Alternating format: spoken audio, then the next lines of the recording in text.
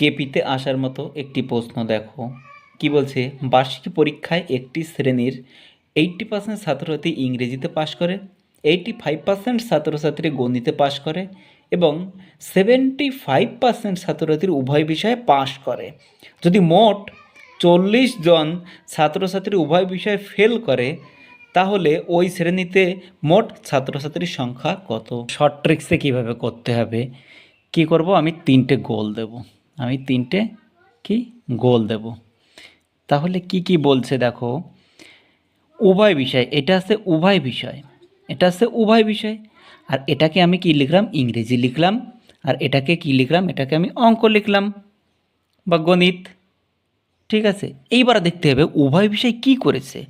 উভয় বিষয় দেখো পাশ করেছে, নিচে লিখতে হবে এটা কি পাশ করেছে।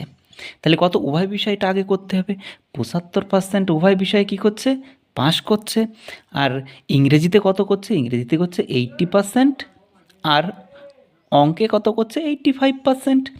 এগুলো দেখতে হবে যে পাশ করেছে, উভয় বিষয়টা দেখে করতে হবে। উভয় বিষয় এটা যদি পাশ করেছে মানে এই দুটো পাশ পাশ থাকলে ঠিক আছে।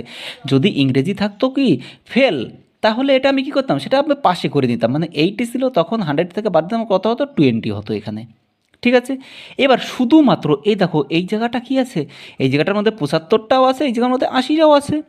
এবার শুধুমাত্র ইংরেজিতে বের করতে হবে। তাহলে 80 থেকে 75 বিয়োগ করো, বিয়োগ করলে 5 হবে। এবার দেখো শুধুমাত্র অঙ্ক, যেহেতু এইটুক জায়গার মধ্যে কি আছে, অঙ্ক আছে, ওই বিষয় আছে, তাহলে কি অঙ্ক থেকে ওই বিষয় বাদ দেবো, তাহলে শুধুমাত্র অঙ্ক পেয়ে যাবো। 85 থেকে 75 বাদ দিলে কত থাকবে, 10 থাকবে। হ্যাঁ, এখন কি করব, এই যে শুধুমাত্র ইংরেজি, শুধুমাত্র অঙ্ক আর উভয় বিষয়টা কি করে দেবো, যোগ করে দেবো। তাহলে 5 যোগ 75 যোগ 10 করলে কত হচ্ছে, 5 5 10, সাথে আমার 1, 7 আর 8 আর 9, 90 হচ্ছে। এটা কি করছে, এটা হচ্ছে পাস করছে, এটা পাস করছে। কিন্তু আমার চেয়েছে কি, কিন্তু চেয়েছে ফেল।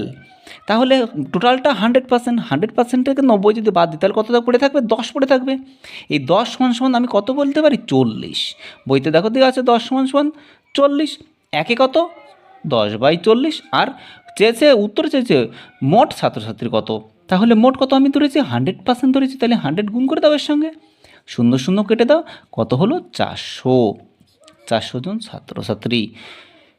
দেখো এটা যদি বুঝতে পারো তো পরেরটা করে আমাকে কমেন্টে জানাও।